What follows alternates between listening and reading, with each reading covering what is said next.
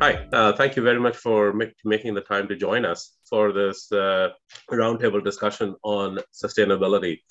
Each one of us have been involved in sustainability through various different lenses in supporting our customers, supporting our businesses. And what we're hoping to do is have an open discussion on sustainability and learn something from each other on what does sustainability mean as a feature to the market. So before we dive into the discussion, probably would be helpful. Now, I've had the privilege of talking to each one of you individually on camera for daily dialogues, and then also we've developed relationships with each one of you. But for the purpose, for the benefit of others, why don't we go around the room and we can probably do it alphabetically. So Anil, you go first and just give us an introduction of what you do, who you are, and then we'll start with the questions. Sure. Thanks, Anup. Hello, folks. I'm Anil Misha, CEO at GormalOne. I am a computer engineer long back and working in dairy industry, since last 6-7 years, traveled across the country, met more than 15,000 farmers. And what we are doing is building a data-led, artificial intelligence-based system for Indian dairy ecosystem, where everyone in the ecosystem can use our products and the way they need it. That's how our system is. Hitesh? Hi, everyone. I'm Hitesh Rathi. I'm the founder of Aadvik Foods. We are into basically unique kind of milks. We started with camel milk. So we have multiple products made out of camel milk. We are India's first company to market it. And a few years back, we started with our goat milk vertical. And we also have launched a donkey milk powder. So it might sound a little strange, but yes. And that's it about me. And otherwise, I'm a civil engineer. I'm doing this thing since last 6 years. Very good. Ranjith? Yeah, hi. I'm Ranjith Mukundan, co-founder and CEO at Stellapps. We've been digitizing the dairy industry for the last 10 years. We've digitized about 13 million liters of milk flow per day, 3 million farmers. And the idea is to help solve for productivity, quality, and traceability in the supply chain. Excellent. My name is Anup. My background is I'm a commercial trader by practice. I had front row seats to traceability and sustainability in the palm market in the early 2010s, all the way through the first half of the decade. And now, of course, I work in dairy markets. It's very topical for us. What we want to do is go around the room and discuss two questions. And let's start with the first one is what does sustainability mean for each one of our businesses? And what I mean by that is what does sustainability mean as a product feature, as a feature of service? And talk us through, at least as how you are seeing it, as sustainability as something that a business is earning a premium to deliver something that's sustainable. So maybe we just go around the room and then we dive into questioning each other on it. Anil, do you want to start because alphabetically? Sure. So, luckily when you shared that we will do this round, and at the same time, I was going to PDFA, where I will find everyone from the ecosystem, farmers, businesses, veterinarians, other stakeholders. So I thought maybe, I should ask everyone that what sustainability to them. And then I composite their thought and pitch it here. So,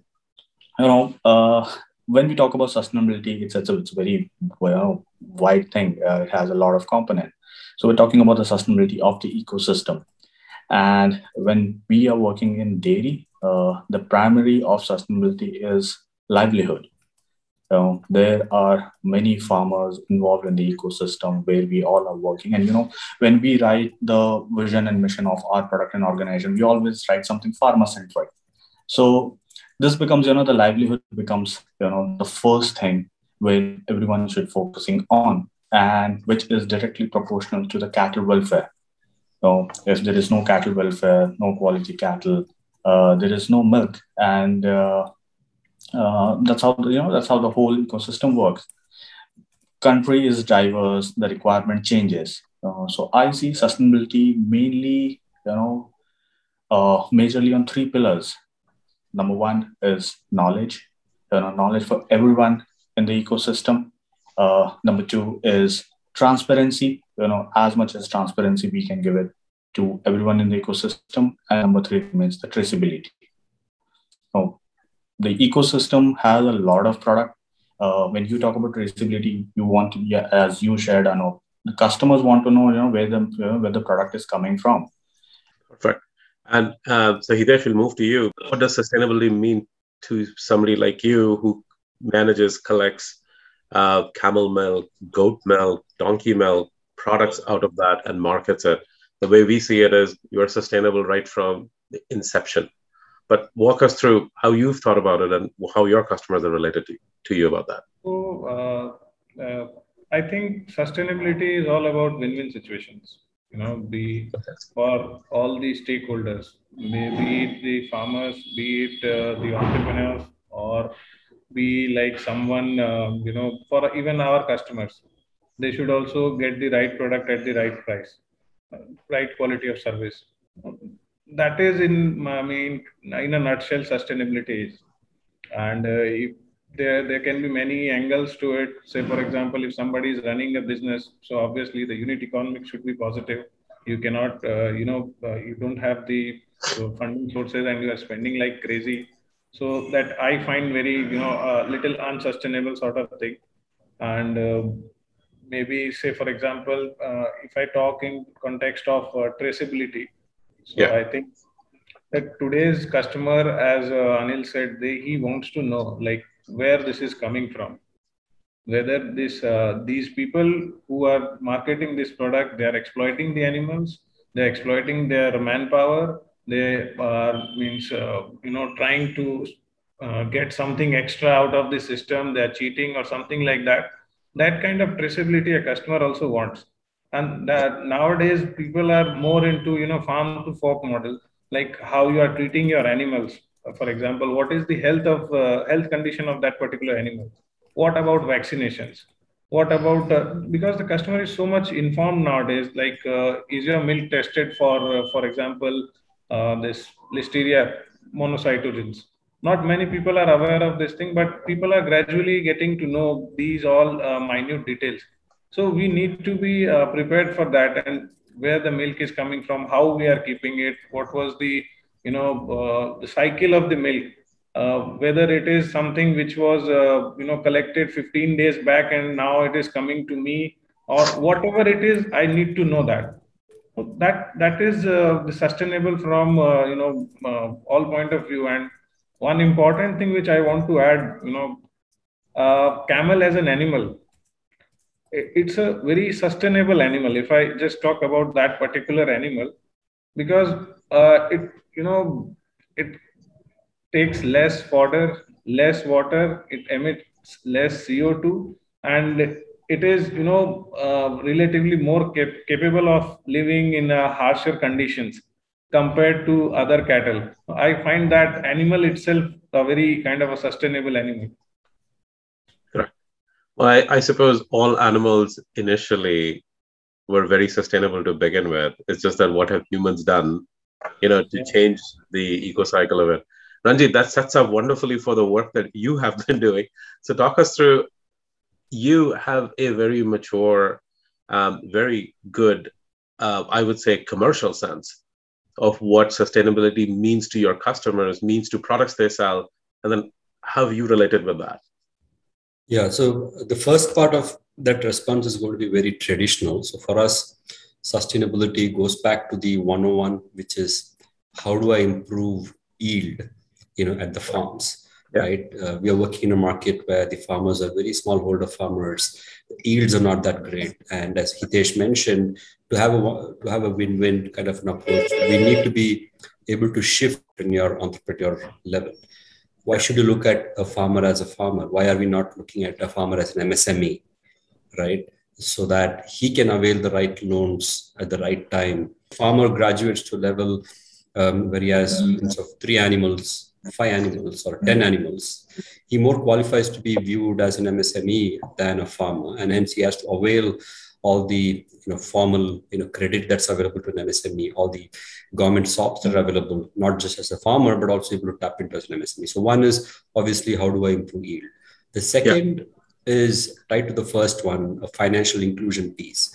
You and I have a creditworthiness score. We can access credit, right? If I want to graduate to the next level, how do I make sure the farmers can graduate to the next level, have access to credit much more than what he has access to today, more formal professional credit. It can't be the local money lender calling the roost every day, right? It has to be a much more access to credit. So how do I sort of do that? The third is, as yield improves, and I love the analogy that the camel is a very sustainable animal by definition. I wish cows were that way too, but they aren't. So the idea is, a typical animal generates about 100 kg of methane gas per year by way of flatulence, by way of regurgitation, and all of that. And every kg of methane gas is equal to about 23 kg of carbon. So yield improvement, right? Even from a very meager, modest improvement in yield from 5 liter to 12 liter level can mean that you're actually reducing the carbon footprint by 60%. There is no mechanism available to showcase that hard work that he's doing to a consumer that you and I, who while drinking milk, so that what extra we are willing to pay goes back to him, right? So I think that's a very good analogy that he gave. The next one is the gender. So fortunately for us, 80% of the women farmers are women, right? In dairy segment. That's because unlike fruits and vegetables and other parts, where actually you have to go out into the field, which are done by men folk, the dairying is on a day-to-day basis tended to by the women folks. And we just need to bring it to the fore, right? When you and I eat our piece of blue cheese, we need to ensure that it is empowering of women, and it's an important piece, and gender is an important piece for a Rabo, for a Gates Foundation, for all of these folks, and we are doing it in a much more rigorous and expansive manner. And finally, the consumer angle. When we build all of this supply chains in a demand backward manner, right, rather than a supply forward manner, which has been the traditional approach for a commodity. Right? You need to shift the base for milk from being a commodity, a supply forward commodity, to a demand backward nutrition, right? When you do that shift, and this is where traceability kicks in. So for me, traceability is a horizontal that spans across all that I've just said, right? Yeah. Traditionally, it's been focused on where does it come from? Is a particular claim an audit-based claim like they do in organic, or is it a test-based regime, right? What happens in between to audit, no one can say. But in test, test every drop of milk every single day, you're actually shifting back those claims from an audit-based claim that an organic lays its basic foundation on to a test-based regime, right? But why limit traceability to a definition to just the quality and where a particular origin of a product is? Couldn't you extend it to all that I've said today, so that when a consumer demands visibility into the supply chain, you also showcase all the good things that you're doing, so that he knows it's just not about where it came from, how did it come to his cup of tea or the cheese that he's eating, right? So that's sort of my take on that part of the question. Absolutely. So I'll just follow up on two things you said. One is for me to understand the part that you said, which is I suppose now that you said it, it sounds so obvious, but it didn't up until a few seconds ago, which is the audit-based versus test-based. And maybe the visibility accomplishes what these previous two techniques, have, I would not say fallen short, they've maxed out their potential. Is that what you're saying? Yeah, absolutely. So it sort of links to a dynamic traceability. Absolutely. So Hitesh, when you have tried to market your product, how have you done it, or have you been able to scale the marketing of your product with this feature? And what is easy versus what? Okay, let me say nothing is easy. But having said that, what has been your experience in doing this? So when I started, it was it was a challenge as well as an opportunity, because since awareness was very low, if I was able to make people aware about the benefits and its availability, so people would know where to buy from. And from the marketing point of view, it had been a kind of a pull mechanism. Like people who wanted it were searching for this thing and coming to us. We were kind of placed at right place at right time. And on top of that, we are also expanding to value-added products so that the acceptability is better. For example, camel milk chocolates. So that is the way we are going right now. Would you, if I paraphrase that, and I'm going to absolutely cheat and copy something that the new CEO of Fonterra said, Miles. Miles says, we are going to connect our product features to the consumer's sustainability goals, which is what you are doing in a manner of speaking by, value. You call it value add. The way I say it is you have a consumer who wants to eat chocolate and perhaps is curious, so camel, and perhaps is also savvy, sustainability, and you are connecting your product to a consumer stated need. Is that how you would? If I talk about that thing, so sustainability, it's everywhere in terms of, say, for example, climate sustainability. So nobody would like to buy a product from a company which is generating thousands of tons of plastic wastes and doing nothing for recycling and those kind of things. Now the customer is that much aware. If I talk from my point of view, as I said to you earlier, nobody came to us that you need to reduce your plastic waste and other things, but we were using single-use plastics for better packaging and easy transportation. In the courier, the condition it will be good till it reaches to the customer. But we realized that this is not done.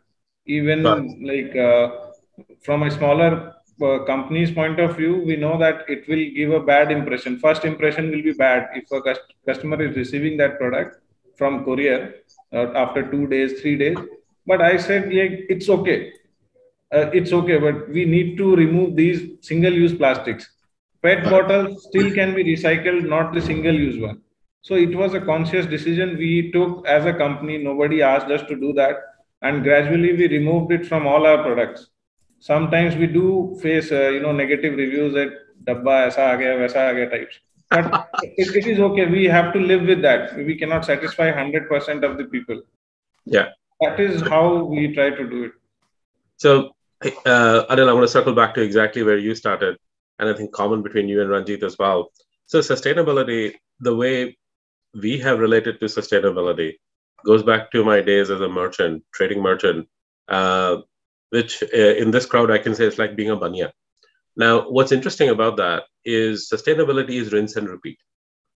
And what rinse and repeat actually means is, can I do business in a fashion where the incremental cost of incremental business is negative?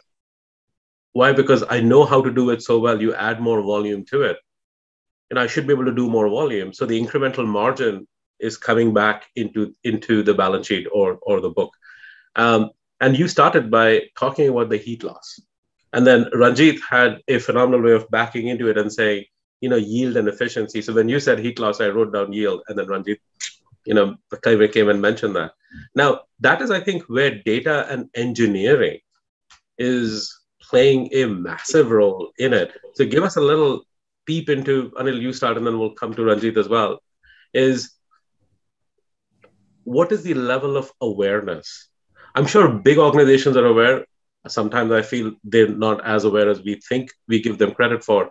But, the crowd that you spoke to and the people that you interact with, what is the level of awareness? And then we'll connect it to markets, Ranjit's point or demand back. But go first. So, Anup, the awareness is, I'll say, again, it's really diverse. Depends on different breeds, different ecological zones, the pricing of the products. Again, market has A1, A2. So awareness is there. Awareness is keep on growing. But I'll say the awareness is not structured. That is something which we still have to work. Secondly, when Ranjith also added increasing the yield. That's just to add that's not the only product which cattle is producing.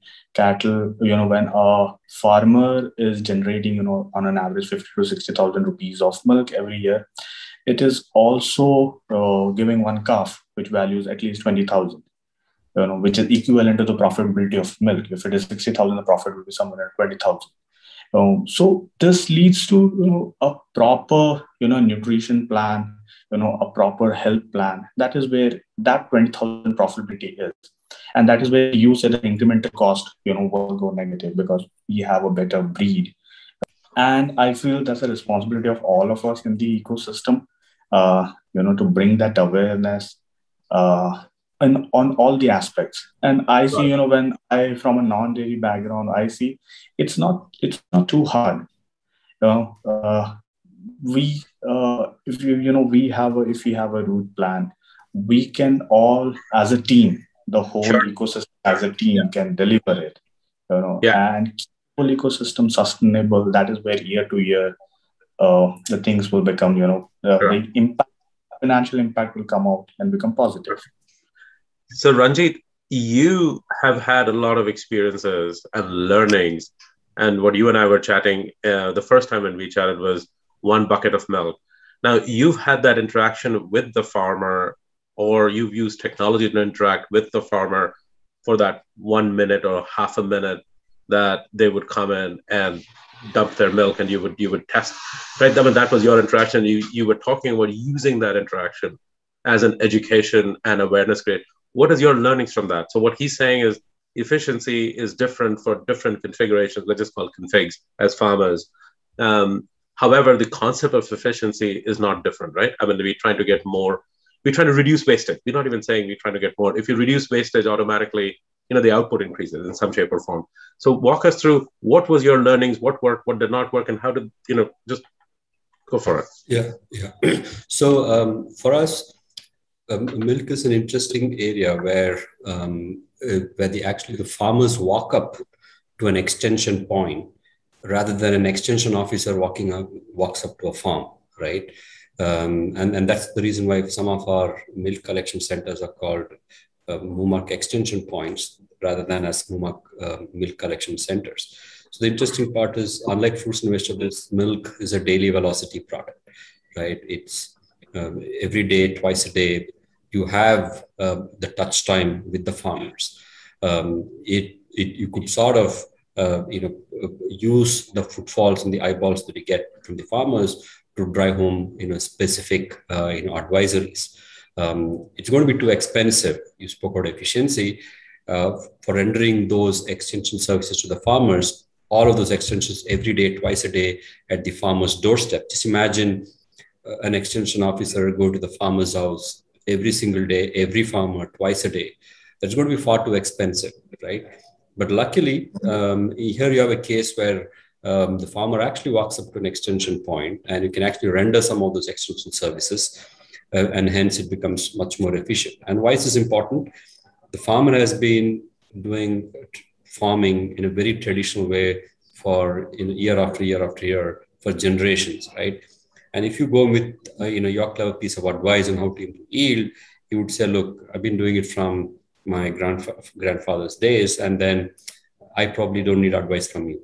Right? I know how to manage my animals. And so how do you, so unless you have that relationship and market linkages, agri inputs, all of them play out cohesively, and you have some first movers who can demonstrate the advantages of that, it's not going to be easy for the farmers to follow your protocols. And they're not going to be the ones who are also going to pay for the tech, because any tech that you deploy at the farm, they're going to be looking at it suspiciously and say, look, it's my animal genetics that are actually giving good quality and higher order milk. Your tech is incidental.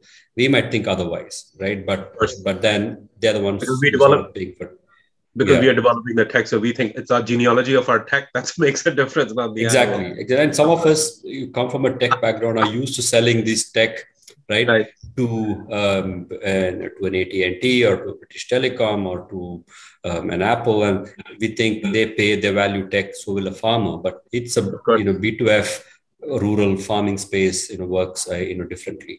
So the ability to reach the farmer through other alternative means and improve yield through a combination of operations, tech, and the other, the concomitant advisories, that becomes very critical so that the yield improves. Once yield improves, a lot of things fall in place. I think yield is in fact a precursor to quality and traceability. Correct. Right. You can make the right, if I want to do an antibiotic test at the farm, if the farmer is only producing 15 liters, 10 liters of milk per day, the cost of test would be 20 rupees a liter. That's a non-starter. It needs to be 20 paise per liter, which means the throughput needs to go up, right? And once throughput goes up, and if I communicate the benefit of the additional quality test, people are going to value traceability that more. There's no point in telling this bad milk came from this farm, right? Of course. This good milk, this is good milk, and here is how I assure you that this good milk came from this farmer. Then the consumers are willing to pay, more for that. So that's my take on that question. That makes sense. So shifting gears, but not really shifting gears, is I'll state an opinion. I'd like to see what your reaction is. What I find is that, let's say there's a transition. I don't think there is a transition personally, because as all of us have said, there's elements of efficiency and sustainability in all stages. Some cases you might have to make a conscious decision to do something differently. Some cases you might have to make a conscious decision to do things that you're doing more aggressively, better. There's shades of this transition, but there is nevertheless a transition, even if it is doing something consciously. And that needs to get funded. My challenge of discussing about sustainability in all the circles that I get involved in is there is perhaps not a direct linkage being made with funding. And what I mean by funding is, so one is consumer funded. Ranjith, that you have alluded to several times, is demand back. So demand back is, so there's a consumer funding, there's a premium for a feature. And let's just say, argument's sake, we won't define what the feature is, but we say the feature is a market premium. Hey, if your product is sustainable, you're charging $100 a ton more, or whatever that number is. So there is a premium. That is part of the funding. The second part then is incentives, which the administration, whatever be the legislative setup for incentives, there's some incentives. And then part of the funding comes from efficiency, which is, if I reduce wastage, my recovery, value recovery increases, and that's part of the funding. So there are these three stages of funding. Let's go through the room and basically say, are there any more sources of funding other than consumer funded, which is premium, incentives, which is largely policy funded, and then efficiency, which is the process funding, this transition in itself. Are there any other sources of funding? And then we'll get into how does what we do, traceability, enable each of these three pieces. Ranjith, do you want to go first? Do you think there's any other? I'm just thinking as you were speaking, because all of what I've just said, falls into these three, categories, right? So I'm just finding it hard to find anything else that might come. So I think you covered it. So I think it sort of fits into these three buckets, what I can think of. Yeah. Hitesh? See, you have covered all the three, but I feel in a way, not exactly, but the institutional funding, for example, the VC funding and other things. So what happens in the Indian startup ecosystem right now, the things get validated. And once they see that, a sustainable business is being, funded or being given, investments and those kind of things. So more and more consumers and people and the companies, they shift towards sustainability. That's a institutional change, mindset of people, of the VCs, of the founders, consumers. It makes a good impression. Got it. Anil? Manu, I guess you have added all these three ways of funding, and it actually depends from where the funds are coming from and how we are using it and how it is going. So you have covered pretty well on three aspects. So Ranjith, back to you then. What actually got me thinking about all of this in the first place was your and my first conversation, where we talked about smart labels, or labels that actually communicate what is it that is being asked for. Walk us through that concept one more time, because I think that because communication is a very big part of value assignment, right? If I don't know, like, I'll give you an example. It's a pretty dumb example, but it's an example nevertheless. So in my household, we buy milk, obviously. And we are paying a pretty massive premium for a product that my wife realized is milk, but that's grown regeneratively. Now, interesting part is we are taking the word of what's on the box for it. Out of interest, now, Gretchen and I, of course, get very technical about these subjects. So we've gone and looked at it, and there is no certification, right? There's a very good story that is being told, and we are buying the story. I mean, why would you not buy the story until your belief is, messed with, yeah? So we're buying that story. So that label actually did a phenomenal job of communicating a story that we as consumers bought, and we paid 5x. And when I say 5x, I mean, on a wholesale, resolved basis, we're paying 5x. So talk us about, because I think that's where we all play. We're all engineers. We're all, as you were saying, we have tech genealogy. So walk us through, the role of smart labeling in this. Yeah. So what we are doing currently is to see if a smart label could be a simple QR code, right? If someone wants to, there's a claim made on the pack. If someone wants to understand how that claim works in the background, if you can sort of, use that QR code as your window into the world of how, and then the how communicates along the entire fragmented supply chain that a country like India has to deal with. Yeah. Maybe the US and Europe is slightly better off, but the parts of the world that are not as fortunate, where the supply chain is highly fragmented. Across this highly fragmented supply chain, how do I get to know how a certain claim is playing out, right? So in our definition, or in our operational experience, the label should be able to communicate at every point in that supply chain what attributes are being dealt with for that particular pack of milk that you're holding in your hand, right? It cannot be static that says in the whole batch of milk that came into Bangalore behaves this way in this month of Jan. That's too static, but it has to be as dynamic as the particular pouch that you hold in your hand. How did that pouch play out right from the time that animal yielded that milk? In fact, even a step earlier, what kind of a feed and fodder did that animal eat? Correct. Because that might reflect on the milk. So it goes back to pre-harvest, not just the post-harvest. So every hop of the pre-harvest and the post-harvest chain, if I can actually give a visibility into how a certain claim being made on the pack is playing out, then I think we have sort of arrived from a smart label point of view, especially when it comes to milk, which is an outcome of a very highly fragmented supply chain in India.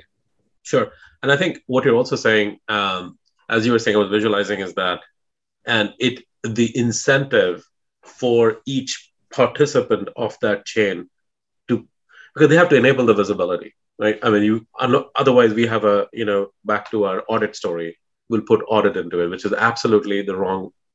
I think that's a waste of resources and money.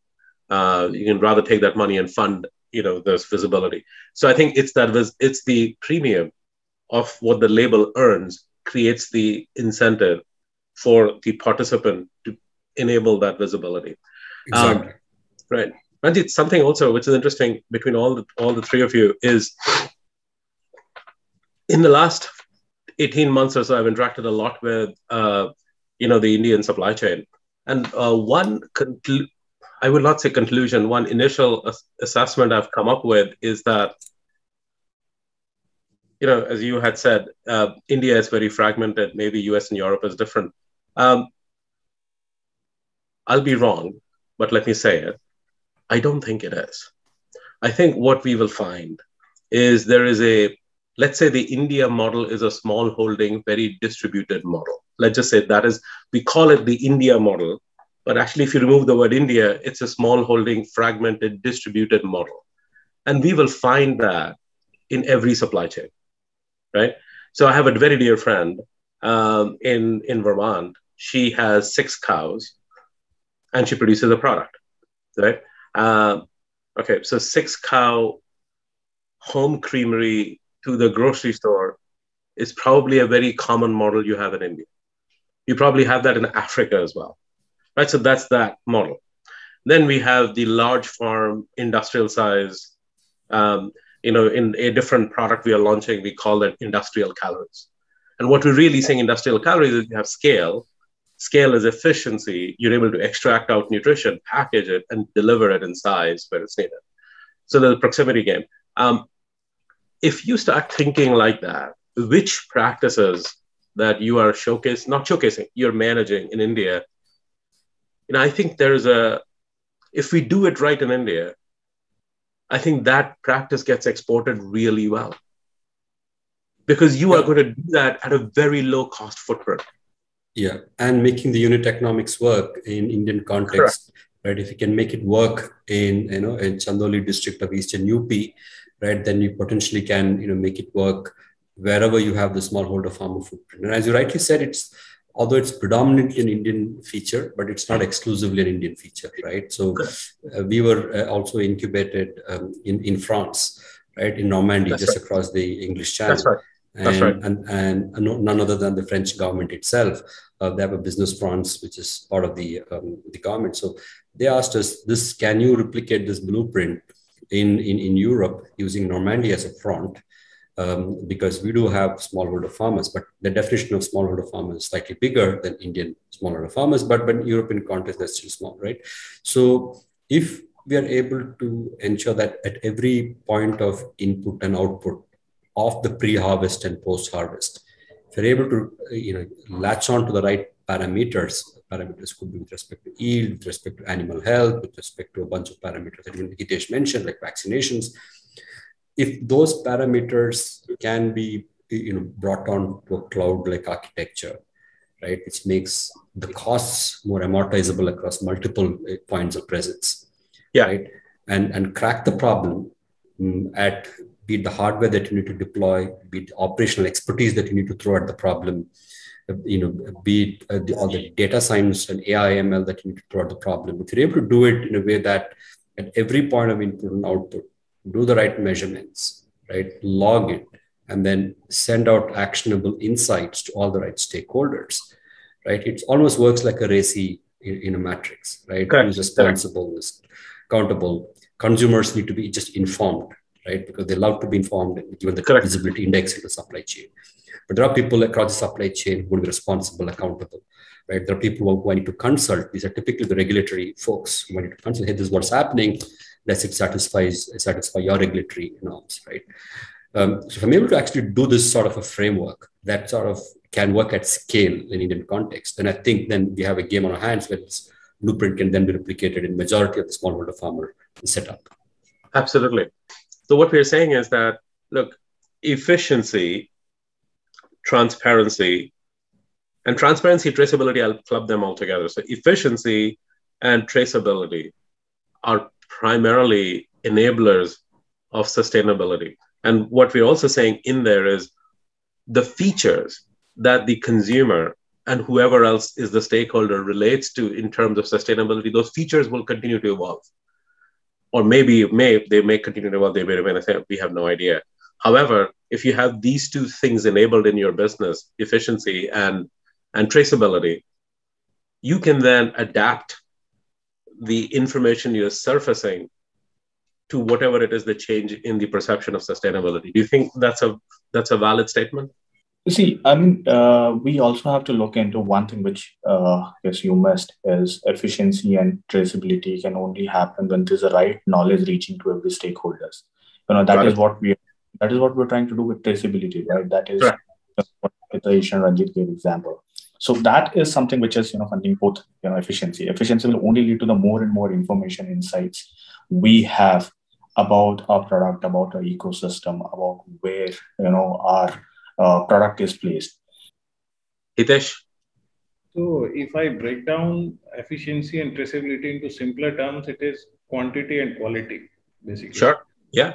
So if we have, defined the parameters properly, what are the data points for my quantitative analysis, for my qualitative analysis, we will have a very decent framework, and people will be willing to give you the right prices. So Correct. actually the efficiency is helping you, traceability is helping the consumers. Perfect. So it is for the consumers, and the quantitative is for us. We need maximum output and with the minimum cost. So that kind of thing means in milk industry, somebody told me, like, there are only two C's which work in milk. That is clean and cold. So Clean and cold. around those parameters, if we have certain, data points which needs to be filled, or, companies like Stella Apps and what Anil is doing, if they're providing those touch points where, data gets auto recorded or something like that, even I, as an individual farmer, I can charge premium to anyone who is taking, be it whatever model. Even if I'm selling to direct to the customer, or I'm selling to a cooperative or a private dairy, anywhere, I have these things sorted out. That's what I feel. Good. So Ranjit, we'll close with you, and I'll put you on the spot. I didn't think about this question earlier, but I thought about it as you were saying something, is that, Ranjit, you have been sorting through data and technology, algorithms, et cetera, et cetera, et cetera. Back to our, platform, sustainability platform. What we're saying is, quantity, quality, efficiency, traceability. These are all features, and we can use these features on the side of our supply stack and basically connect it to the configuration. What role does AI play, or ML play, or these? I'm slightly cynical with these terms, because I've thought that we always were good programmers and we're using conditional probability, things like that. But what role do you think these things play in enabling the consumer demand or the efficiency part of it to serve a sustainability value proposition? Yeah, so I think it boils down to how the platform itself is getting built, right? Is the platform natively enable AI ML? Does it espouse the AI ML models that are out there? For us, AI ML is a business imperative in the platform. So it's not like a nice to thing have because it's a keyword today, right? Sure. Because by its very nature, cows, dairy, and agri is very remote, right? It's not, and you don't have enough expertise in premise to deal with animal nutrition. All the best animal nutritionists, all the best veterinary doctors are running pet clinics in the city. They're not where they're bound to be, right? So for us, the lack of expertise in premise, the AML is a reasonable substitute for lack of expertise in premise, right? So if I need to say this particular animal is in peak ovulation, you can't go by the telltale signs, right? You're going to be inaccurate. You don't have a high-end artificial insemination technician in the farm. You don't have a veterinary doctor next door who can come to you at 10 p.m. at night and say, yes, your animal has this issue. So, and you can't possibly be running behind every animal to collect data manually, right? So you need auto data collection, you need AI ML, because by its very nature, any intervention we do on the animal breeding side, animal health side, milk quality side, pre-harvest nutrition assessment side, unless you have AML running, right, which sort of becomes a reasonable substitute for a nutritionist in the farm. And again, going back to my smallholder farmers, if you're lucky, you have a 200 animal farm, you probably have an animal nutritionist at your farm, right? But not everyone is so lucky to have 200 animals at the farm, right? The only way is to have AML become that animal expertise for you, become that breeding expert for you, become that health expert for you. So these expert systems are outcomes of your AML in algorithms. Right? Perfect. So that's one angle. The other angle is, I think, some of the more mature platforms in the telecom segment. I come from the telecom space, having developed app stores for AT&T, Apple, none of them, is that can we sort of engender a million monkey model for this agri supply chains? And the million monkey model is, as you know, is all about give a million monkey a million typewriters and you have Shakespeare in time, right? So the idea is an ecosystem play wherein you and I may not be able to define specific nuances of what a consumer would play for, but as long as if I have open APIs to interfaces that people can use to deploy their creativity, right? Your kids might be better at certain things, and they're good programmers nowadays. They're good programmers at much earlier age than we were. Can we open up these? And they say, hey, look, I think there is this monetizable component, which my friend next door is willing to pay, let me deploy it. So I'd rather not bet on a killer app, but bet on a good platform that can engender and enable multiple killer apps going forward. But that's probably a little futuristic, but that's something that we need to start thinking about. Absolutely. Well, thank you so much for making time for this conversation. Phenomenal. I have made profuse notes, and I'm going to put a TLDR when I send the video to you. So thank you very much for making time. I've had a lot of fun listening to each one of you. What's also fascinating in this conversation is the three of you have not met. However, your thoughts and ideas, even though you came up with it independently, just based on your own businesses, are so much, I would say they're in the 2x2. It's not in the 8x8, it's in the 2x2, which is fascinating for me. So thank you so much for making time. Yeah, thank you. Thank you. Thank you. It was a pleasure talking to you, Ranjith and Anil, and obviously Anup.